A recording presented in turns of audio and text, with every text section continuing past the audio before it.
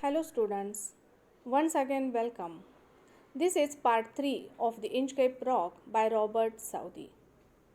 In the last two videos, we discussed 5 stanzas of the poem. And in the last stanza, we have seen it was a bright, shiny day, and the sea birds sang joyfully as they flew over the sea. Now we will start stanza number 6. The buoy of the Inchcape Bell was seen, a darker speck on the ocean green. Speck means a tiny dot. Sir Ralph the rower walked his deck, and he fixed his eye on the darker speck.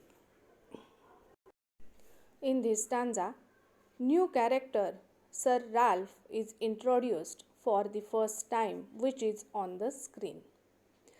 Sir Ralph the Rower was a notorious pirate. Notorious means not good.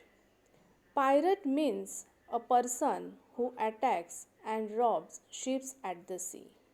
Samudra Luteru. On that fine day, the anchored floating sign buoy was clearly visible as a blackish spot in the green ocean. The captain of the ship, Sir Rower, stood on the deck of his vessel and at the dark spot of the buoy.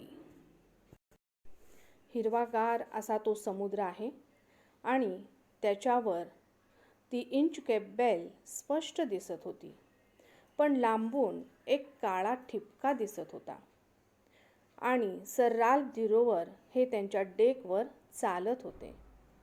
या स्टांजामध्ये अजून एका कॅरेक्टरची entry होते. Character number 2, sir Ralph दी rover. हे कोण आहेत? Sir Ralph दी rover तर हे pirate आहेत. पायरेट म्हणजे समुद्र लुटेरू आहेत. समुद्र लुटेरू म्हणजे काय? जहाजांवर हल्ला करायचा, येणाऱ्या जाणाऱ्या जहाजांवर हल्ला करायचा आणि त्यातील संपत्ती लुटायची. तर हे जे राल्फ दी रोवर आहेत हे समुद्र लुटेरू आहेत. ते एक पायरट आहेत. सर्वत्र वातावरण अतिशय आनंद आहे. वातावरणात अतिशय खुशी आहे. And Sir Ralph the Rover walked his deck and he fixed his eye on the darker speck. Sir Ralph the Rover यांची नजर त्या इंचकेप बेलवर जाते, त्या काळ्या ठिपक्यावर जाते, स्पेकवर जाते. ती इंचकेप बेल असते. ती लांबून काळ्या ठिपक्यासारखी, एखाद्या पॉइंटसारखी दिसत असते. See next stanza. He felt the cheering power of spring.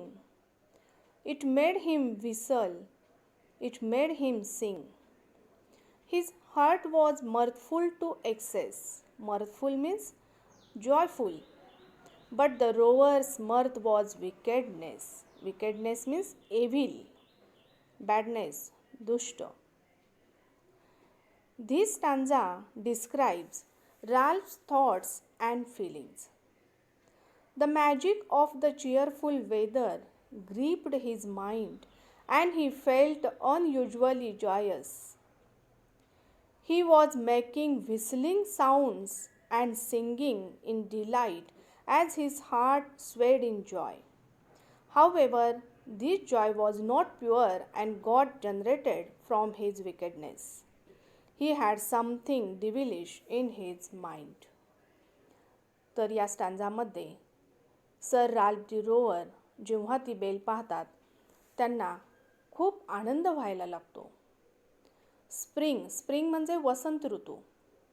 वसंत ऋतूमध्ये जो आनंद होतो तो आनंद त्यांना त्या बेलकडे बघून झाला आणि त्या आनंदात तो मस्त शिट्टी वाजवायला लागला, गाणे गायला लागला. His heart was mirthful to excess. Mirthful म्हणजे आनंदाने, म्हणजे त्यांचे मन आनंदाने उचंबळून यायला लागले. पण त्यांचा जो आनंद होता तो चांगला होता का? नाही. तर तो आनंद विकेडनेस होता, म्हणजे तो आनंद क्रूर होता.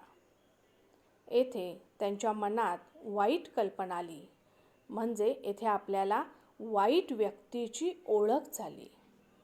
ॲबॉट ऑफ ॲबरब्रोथॉक हे चांगल्या व्यक्तीचे प्रतीक आहे, चांगल्या क्वालिटीचे प्रतीक आहे, व्हर्च्यूजचे प्रतीक आहे.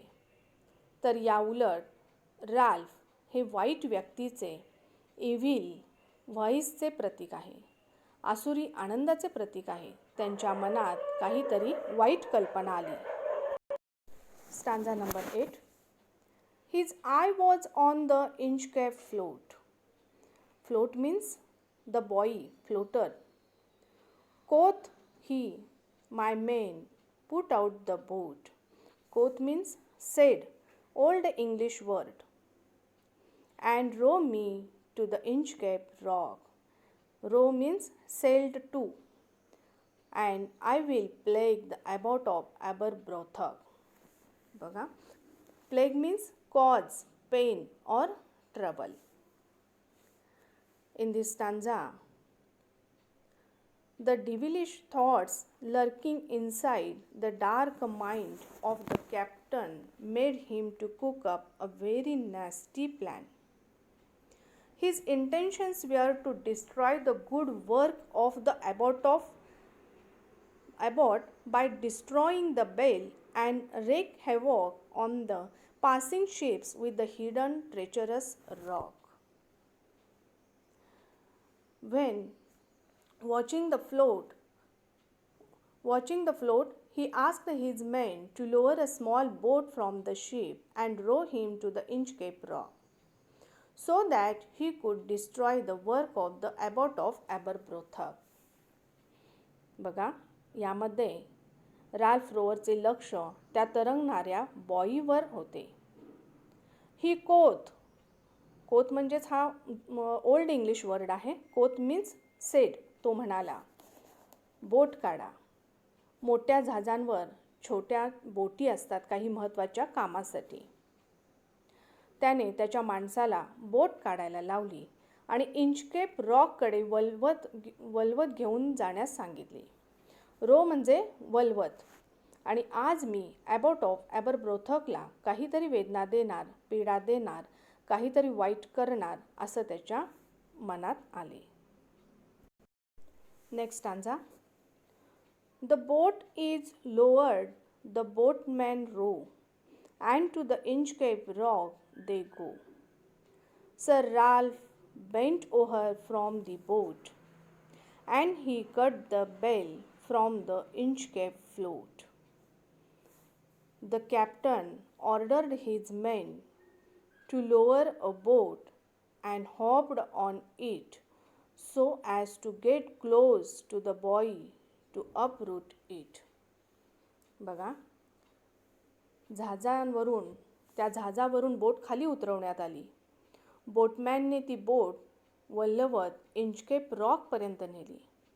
इंचकेप रॉकपर्यंत ते पोहोचले आणि तो राल्फ द रोवर बोटीमधून खाली वाकला आणि फ्लोटिंग करणारा तो जो बॉई होता त्याच्यावर टांगलेली ती जी बेल होती त्या वाईट माणसाने ती बेल कापून टाकली. वाईट काम केले. ती बेल अनेकांचा जीव वाचवत होती. अनेक लोक ॲबॉट ऑफ ॲबरब्रोथॉकला आशीर्वाद देत होते. चांगल्या माणसांना चांगल्या लोकांनी दिलेले आशीर्वाद वाईट माणसाला सहन होत नव्हते. जेलसी नावाचा प्रकार आहे. द्वेषाने त्याने ती बेल कापून टाकली. See next stanza. Down sung the bell with a gurgling sound. Gurgling means bubbling. The bubbles rose and burst around. Quoth Sir Ralph, the next who comes to the rock won't bless the abbot of Aberbrothock. As soon as Ralph cut the rope, the bell of Inchcape sank down into the deep water, creating a gurgling sound, causing bubbles to rise and burst on the surface. Deriving immense pleasure from what he did, he felt satisfied that the bell would save no more ships and the seamen would no longer bless the abbot. बघा, मागच्या स्टांजामध्ये आपण पाहिलं, Ralph दी रोवरने द्वेषाने ती बेल कापून टाकली. Bell खाली पडली आणि पाण्यात पडताना जो आवाज होतो, गर्गलिंग म्हणजे बुडबुडे तसा आवाज झाला. बुडताना बबल्स बाहेर येतात, ते आले, फुटले. कोच सर राल्फ म्हणाला, आता जो कोणी या खडकाजवळ जाईल तो ॲबॉट ऑफ ॲबरब्रोथकला आशीर्वाद देणार नाही. ही त्याची सर राल्फ दी रोवरची जेलसी होती. आता ॲबॉट ऑफ ॲबरब्रोथकला आशीर्वाद देणार नाहीत. का आशीर्वाद देणार नाहीत? कारण ती बेल पडल्यामुळे तो खडक कुणालाही दिसणार नाही. ती बेल जेव्हा वाजत असे त्यावेळेस त्या खलाशांच्या लक्षात येत असे की या ठिकाणी तो इंचकेप रॉक आहे आणि ते लांबून जात असत. जीव वाचल्यामुळे ते ॲबॉट ऑफ ॲबरब्रोथकला आशीर्वाद देत असत. पण आता सर राल्फ दी रोवरनी ती बेलच कट केल्यामुळे आता कोणीही ॲबॉट ऑफ ॲबरब्रोथकला आशीर्वाद देणार नाही. ही सर राल्फ दी रोवरची जेलसी होती.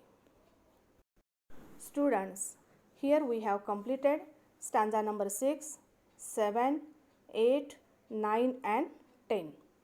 Remaining part of the poem we will see in the next video. Okay, thank you.